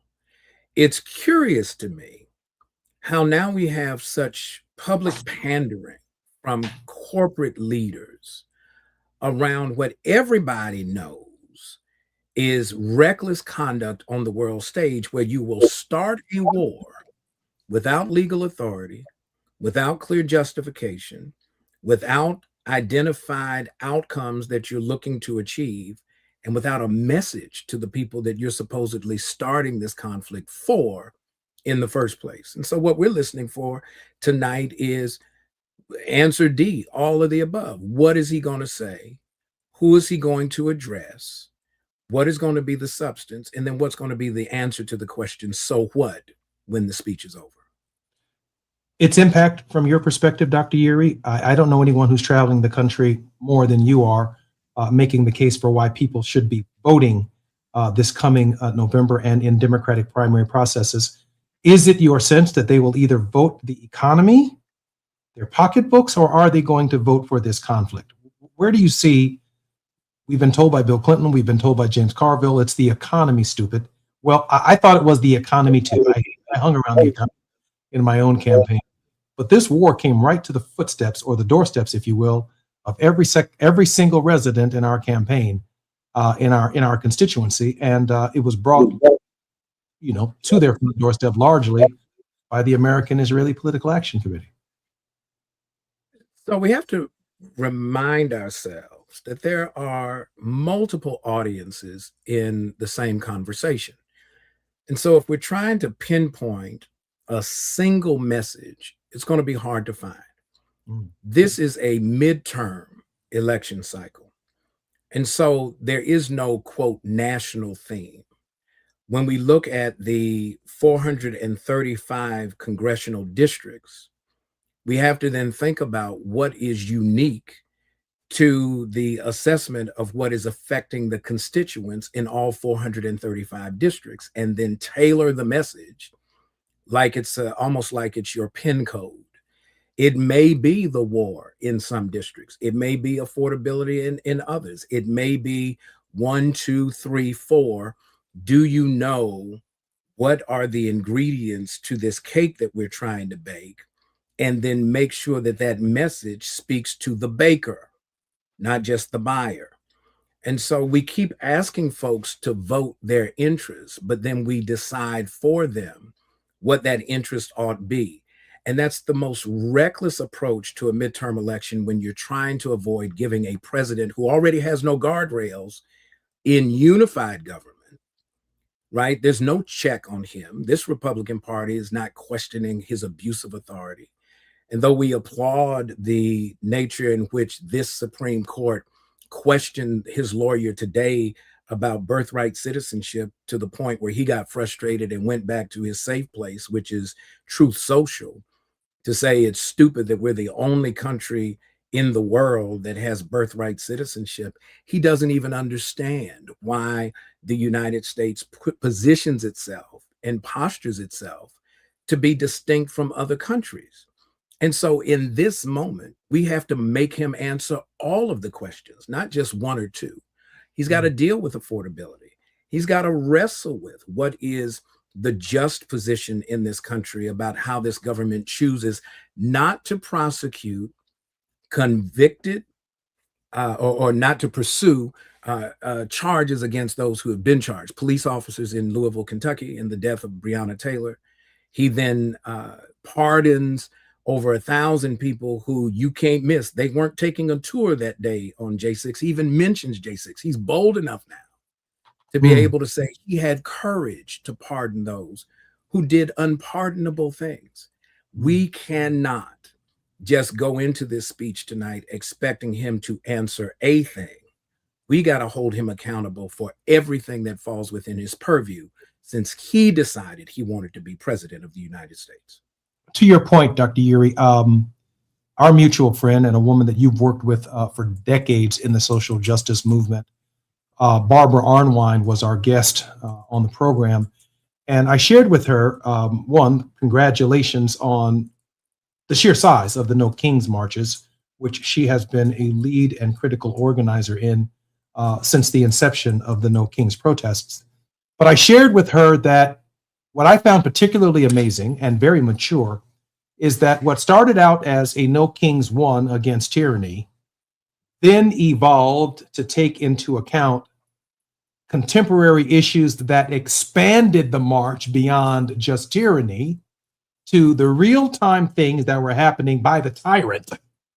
And then by the time we got to No Kings 3, we saw people carrying signs memorializing Alex Preddy and Nicole Good, and talking about immigrants and how they have been mistreated, and how the message itself, if there's anything to be learned from this, as the crowd begins to swell, to your point, it is multiple issues in these districts. There is no single Democratic message, but across 3 different No Kings marches, we've seen not only the growth and expansion, if you will, of a kind of rainbow coalition, but there's also been a rainbow coalition of ideas and thinking, because that which may compel me to participate in a No Kings march may not be the same thing that compels someone else to participate in a No Kings march. But in the final analysis, the marches are getting larger because all of our interests are beginning to be represented, and it points in one direction: that the vote that we have in the primary elections is sacred, that there is a serious challenge to democracy at this hour, and it's led by this administration and this absent Congress. Dr. Uri. I think you're muted, sir. They go in their offices that we pay for every day. They just Yes, don't sir. do anything. Last time I saw that if you were going to pay folks money for work that's not being performed, In some places, that's criminal. Mm. Maybe we need to revisit that. Mm. But here's what's going on. You do not build a platform with one plank. Mm. We keep wanting to build a coalition around a singular issue. Wow. We've not learned from Reverend's modeling that when he spoke to a broad number of issues, because what affects you primarily may not be primary to me, it may be important to me. And so we've got to have the kind of conversation that allows us to have interpersonal, intergenerational, interregional conversations so that we can mutually invest in collective action that leads to an outcome that allows all of us to have voice in how these issues get addressed. To go and say that somehow or other this is only going to be an issue misses the fact that we keep trying to stand on a platform that's built with one board. That's called walking a tightrope. That's not how we build a coalition. And so if we're going to have this conversation, we should expect more from this president in what he may say tonight. And if he only comes away with one clear message addressing one issue, shame on us if we don't hold the Congress accountable for not demanding more of him. Because at the same time, there's a war over there, there's inflation over here, there is job loss over here, and there's even a conversation that if oil hits $150 a barrel in this climate, a recession in the United States is imminent. And those who get impacted is not the dude that draws a public salary and lives in public housing, the White House. It is the rest of us. We have to figure out how we're going to pay rent, pay mortgages, pay groceries, pay gas, go to work, try to protect our job, take care of our kids. That's the context that we have to bring while we're demanding protection for the right to vote, protection for the Constitution and its wording about birthplace citizenship. He's going after that because it allows then him to selectively identify who gets excluded from participating in the electoral process. All of this is his effort to set up a way to stay in office beyond the end of this next 4 years. It's a setup. Anybody that you talk to on the streets, hustlers who hustle for a living, know what this is all about. It's time for us to stop pretending that we are somehow curiously clueless about what games this president is really trying to play. You know, let me try and build this quilt before we come forward. And I'm thinking about my father, I think in 1984, might have been 1988. If your concern is about ICE and immigration issues and how ICE are treating people within our community, that's an important patch. But your patch ain't big enough. If you're concerned about education for our children and paying our teachers the kind of money that they deserve, including health care and benefits, it's an important patch, but your patch isn't big enough. If you're a farmer and you're waiting for the Strait of Hormuz to open up today, and in the Strait of Hormuz, where not only petroleum moves through, but nitrogen and other critical components of the ways in which fertilizer are made, and you may in fact lose the planting season this year because there won't be enough fertilizer for corn and soybean. I know you're concerned at this hour, but your patch may not be big enough. If you're concerned about the price of bacon and how much chitlins are going to cost between now and the end of the summer, that may be your patch, but your patch is not big enough. But when we weave the pieces of this patch together and form a big, beautiful blanket, a big, beautiful quilt, maybe not a rainbow coalition, but a painbow coalition, since all of us are feeling it at the pump. When we build that coalition and we come together, we are the new majority in the United States of America. Dr. S. Todd Yeary is our very special guest on the politics of our faith with Dr. Yeary. More when we come forward on KBLA Talk 1580.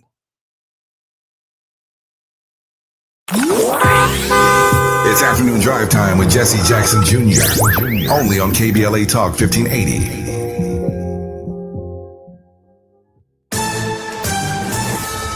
I'm I'm Amber Payton with BIN News Now. Black Detroit Mayor Mary Sheffield used her State of the City address to highlight new youth and neighborhood initiatives. In many ways, Mumford's story mirrors Detroit's. The highs of prominence and the lows of decline. She announced free bus rides for all K-12 students, a major increase in after-school funding, and new efforts to improve senior and affordable housing across the city.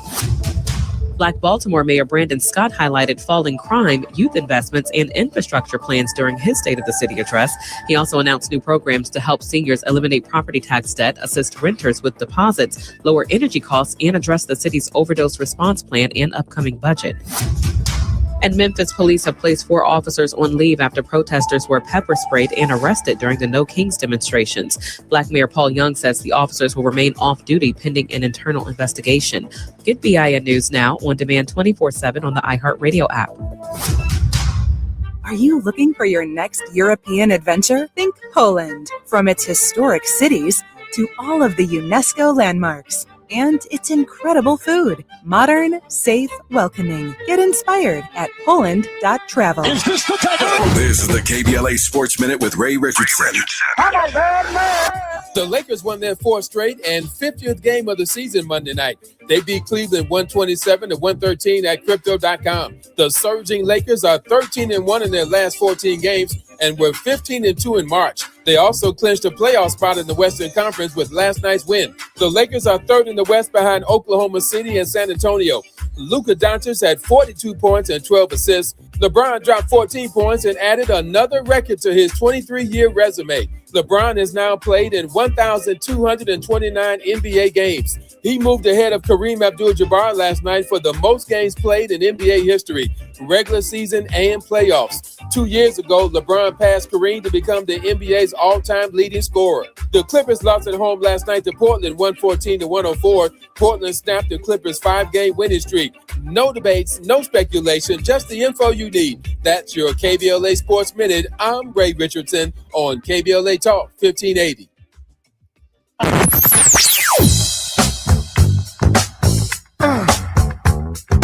This is KBLA Talk 1580. Talk radio. That's music to your ears. We're unapologetically progressive. KBLA Talk 1580. We've got a lot to talk about.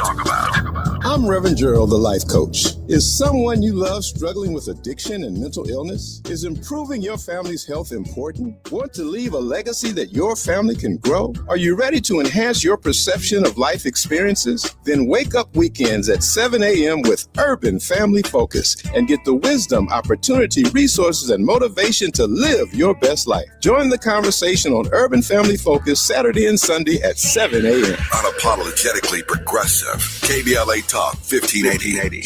We've got your black.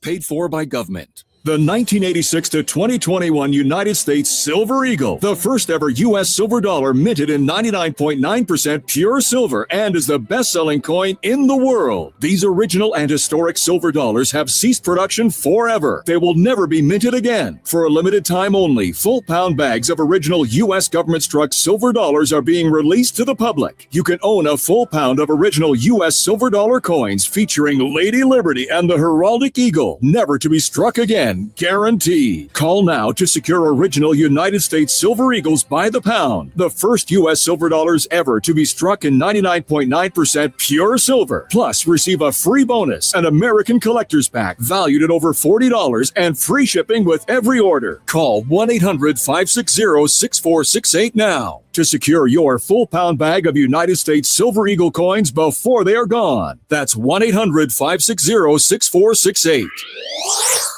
Stand up! When the story gets twisted, who's going to tell the truth? When they cut the microphones, who's still talking? When history gets rewritten, who remembers what really happened? We do. KBLA Talk 1580. Black media isn't just important right now, it's essential. Because when mainstream outlets move on, we stay. When the headlines ignore our communities, we don't. When decisions are being made that affect Black lives in our schools, our neighborhoods, our economy, KBLA is in the room. This is more than radio. This is a lifeline, a record, a rallying cry. Black stories, black voices, black power. The heat is on. On the air and in the culture. KBLA Talk 1580. Stay connected. Stay informed. Stay loud. Stand up.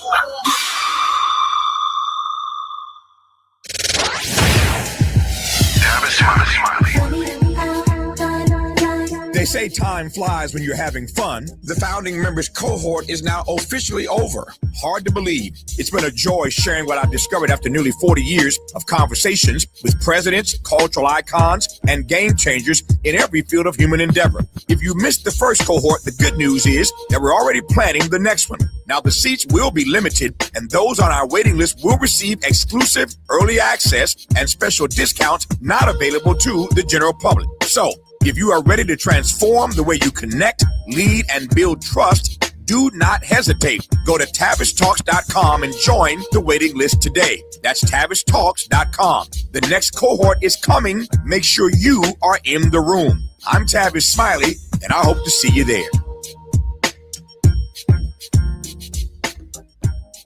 Hi, I'm Dominique DePrima from the KBLA Morning Show, First Things First, which comes on every weekday from 6 to 9 a.m. If you've got something to say, this is the place for you.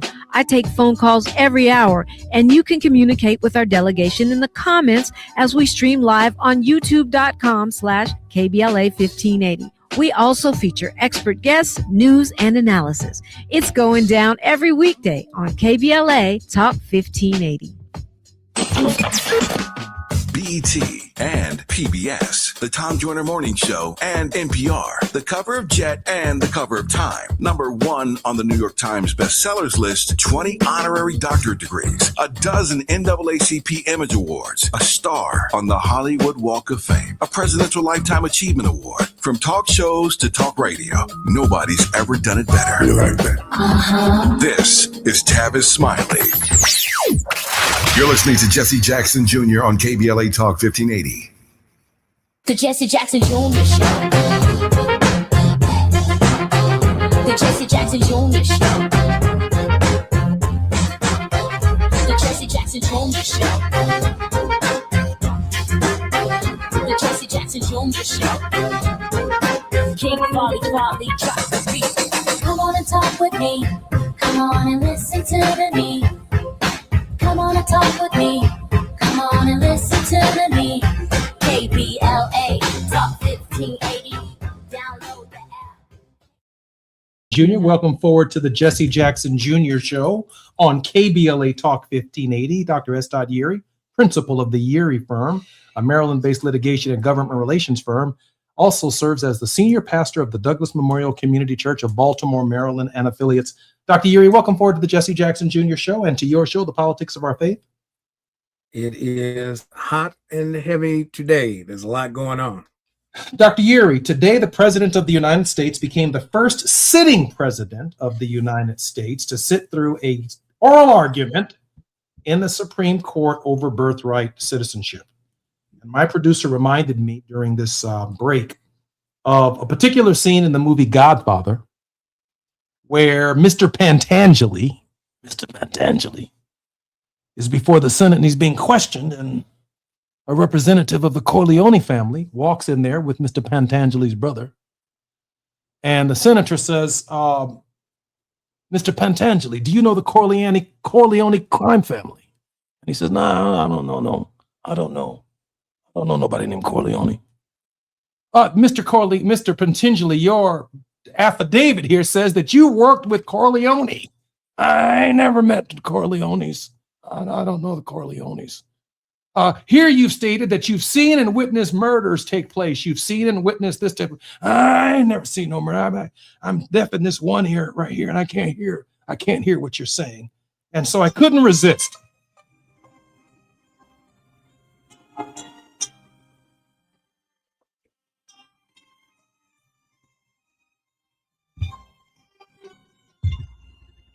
Dr. Yeary, as a practicing lawyer in courtrooms, the first president of the United States to sit in the court with the justices and intimidate them while they're hearing birthright citizenship. Your thoughts, Dr. Yeary?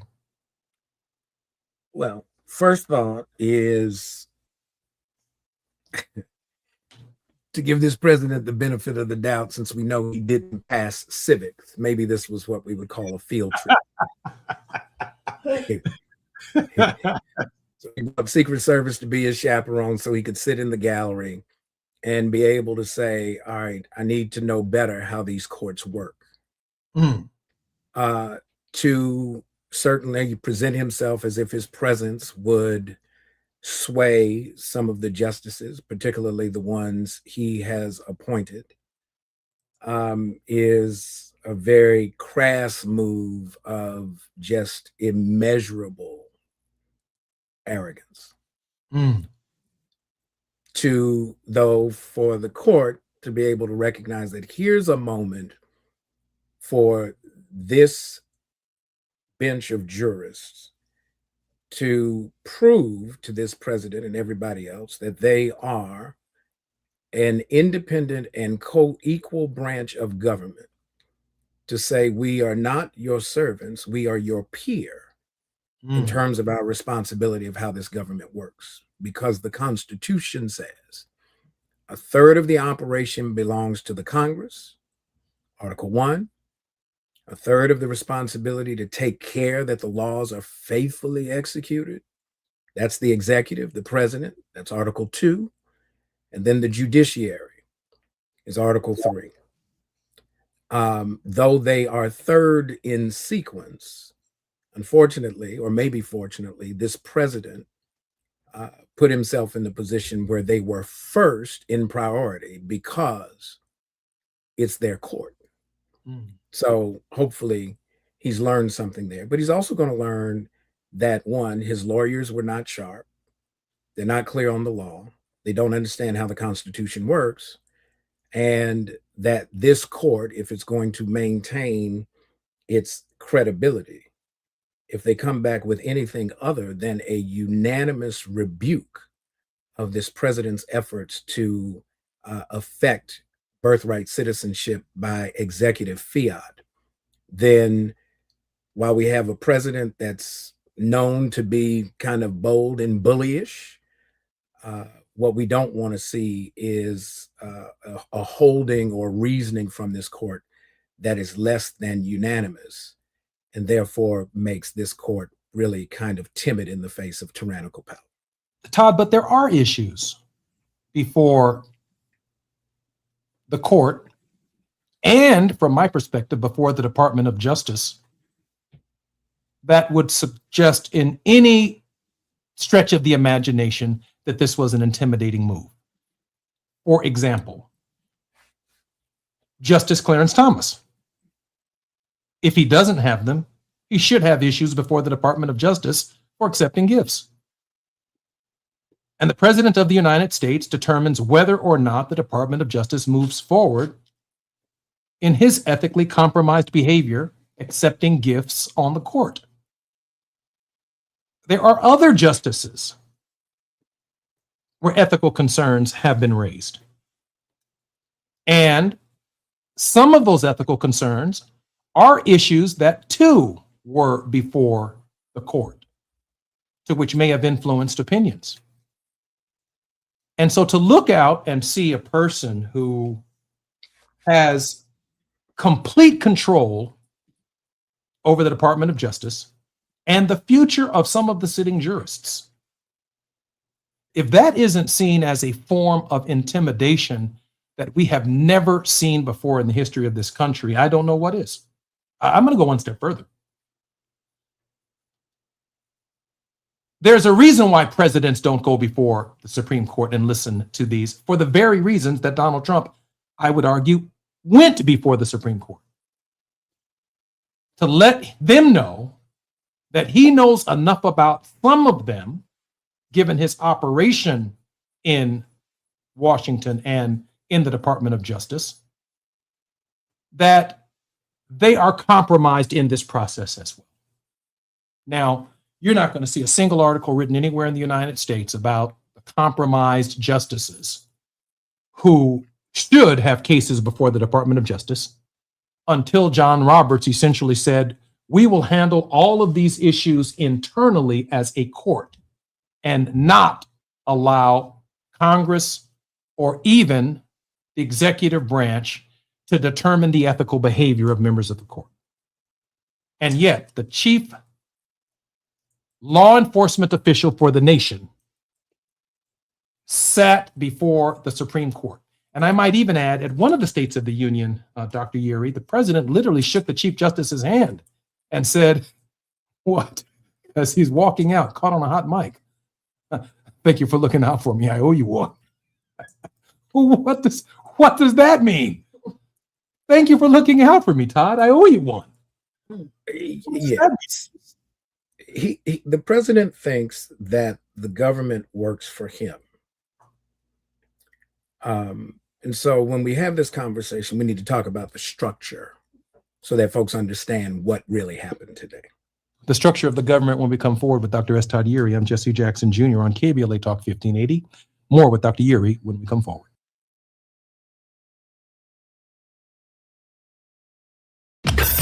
While you're stuck in traffic, we can at least bring you up to speed on the news of the day. You're listening to Jesse Jackson Jr. only on KBLA Talk 1580.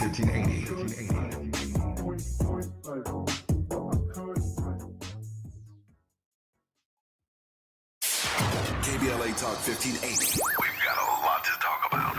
KBLA Talk 1580, connecting you with services and solutions. Created with a share of the 1984 Olympic Games surplus, LA 84 began operations in 1985 as a grant-making and educational foundation. Today, the LA 84 Foundation supports hundreds of nonprofit youth sports organizations throughout Southern California annually, trains coaches, commissions research, convenes conferences, and maintains the world's premier Olympic and sports library collection. They are transforming lives and communities through the power of youth sports. To find out about youth sports programs for yourself or your child, and to get information about the grants and support they offer to schools and nonprofits, or if you want to make a donation, please visit la84.org. That's la84.org. Or you can call them at 323-730-4600.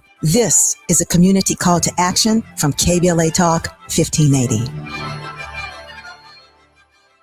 Are you drowning in IRS tax debt? Angela was. She called Civic Tax Relief and saved over $80,000. Felicia was having health problems, got behind on her taxes, interest and penalties were adding up. She called Civic Tax Relief and saved over $15,000. Civic Tax Relief is a professional tax negotiation firm that can protect you from the IRS. If you're getting collection letters, call Civic Tax Relief for a free consultation. They will go to work helping you discover all the relief programs you may qualify for free. James owed the IRS $37,000. Civic Tax Relief represented him against the IRS, and by the time everything was completed, he did not owe the IRS anything. If you are in trouble with the IRS, call Civic Tax Relief for your free consultation now. 800-200-2257. 800-200-2257. Get a free consultation and real tax relief. Call 800-200-2257. 800-200-2257.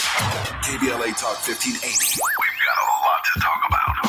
KBLA Talk 1580, connecting you with services and solutions. At the heart of the Al Wooten Center's mission for good citizenship and academic excellence is a desire to ensure that every student avoids the kind of lifestyle and overcomes the kinds of challenges that led to the murder of Al Wooten Jr. In 1990, founder Myrtle Fay Rumpf opened the center in honor of her son's life. In 2026, they are serving more than 300 students in grades 3 through 12 annually online and on site at their youth center and other sites in the South LA area. The Al Wooten Jr. Youth Center takes a neighborhood approach to the revitalization and empowerment of a community in crisis. The Wooten Center provides free after-school and summer programs to help students in grades 3 through 12 attain grade-level proficiency and promotion, high school graduation, and college and career access and success. The Al Wooten Center focuses on academics, STEM, the arts, and so much more. Join them for an enriching experience that sparks creativity and nurtures young minds. Tap in at WootenCenter.org. That's WootenCenter.org. This is a community call to action from KBLA Talk 1580.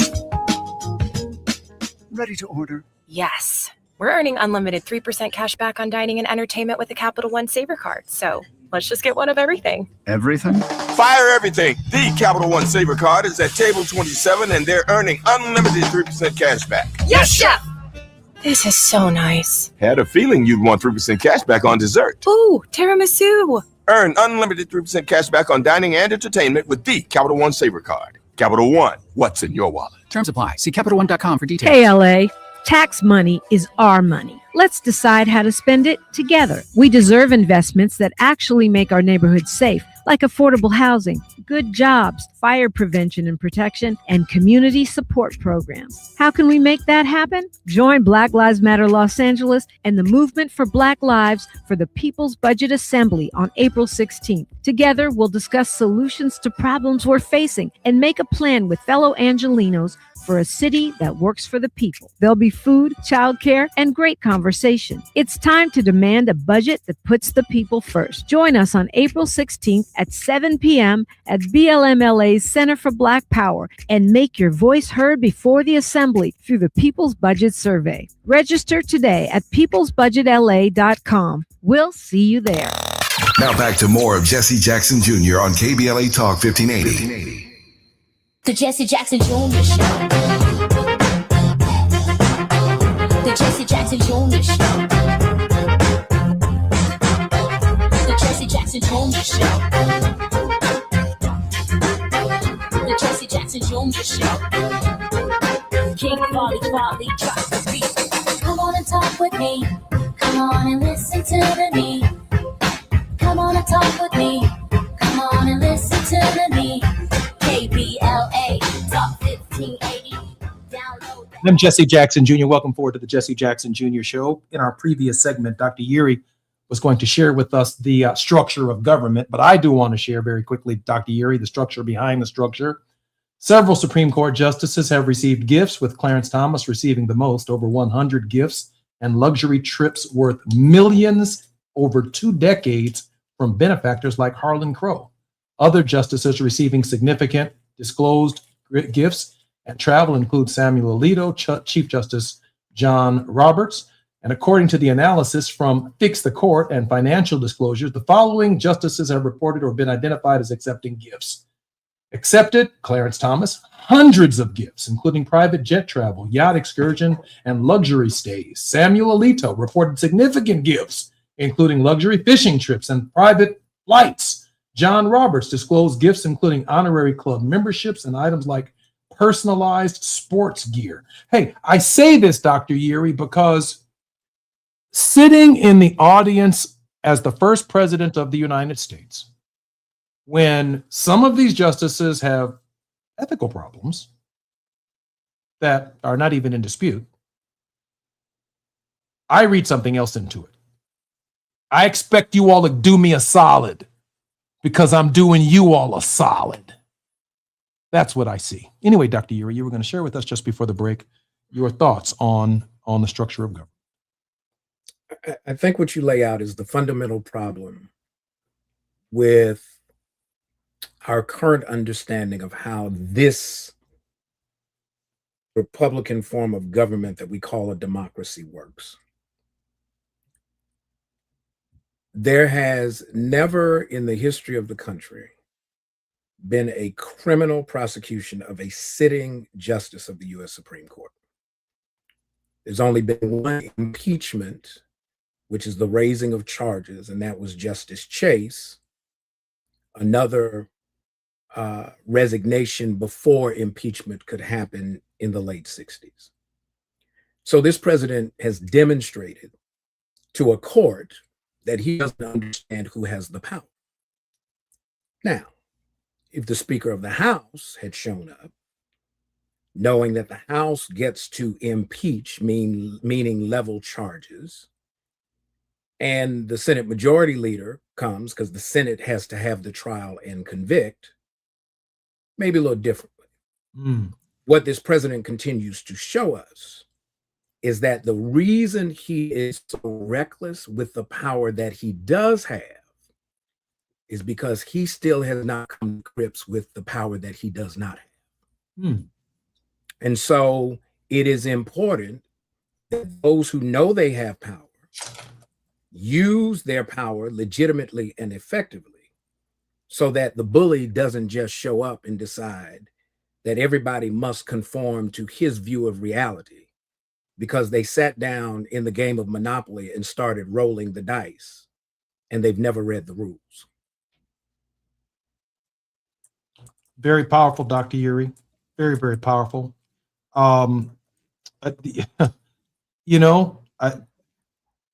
Intimidation. I mean, that's what I see in the administration. He's obviously sidestepped his own consequences in indictment and incarceration with 34 felonies. The court gave him a way out with the immunity decision. He has ignored constitutional norms and processes. And this is clearly someone who believes in intimidation. And his behavior domestically with political enemies, his behavior internationally with world leaders, that he uses the U.S. military to arrest, intimidate, or remove from their countries in the name of something called unprovoked regime change because he wants a nickel on a gallon of gas.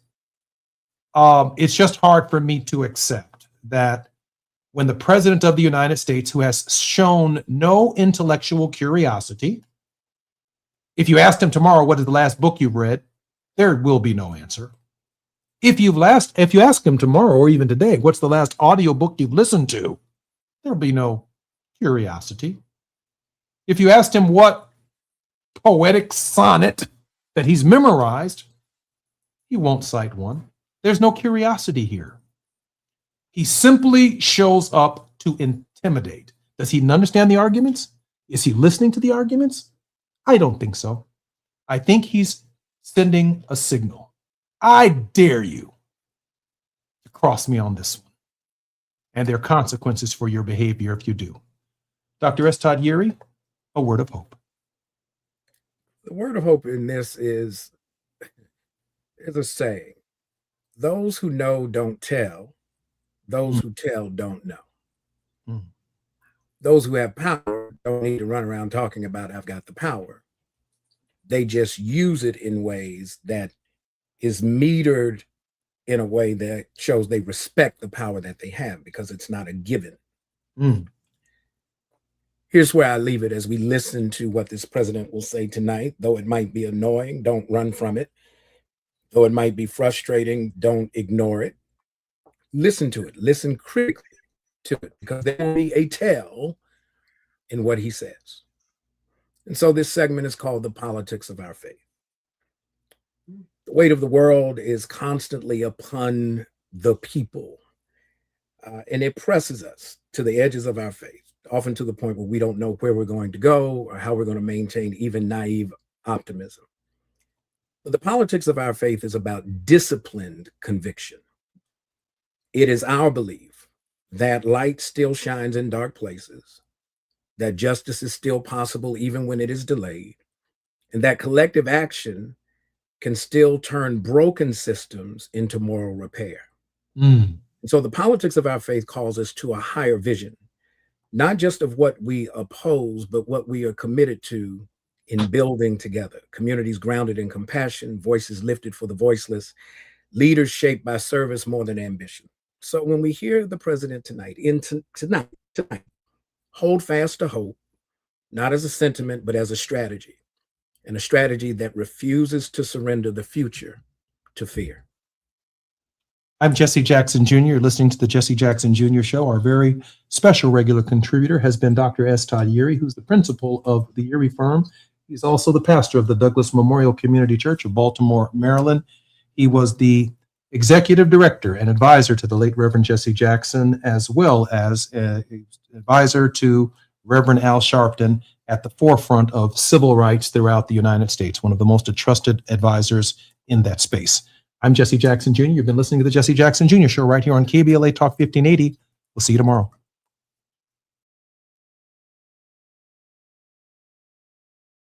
KBLA 1580 Santa Monica,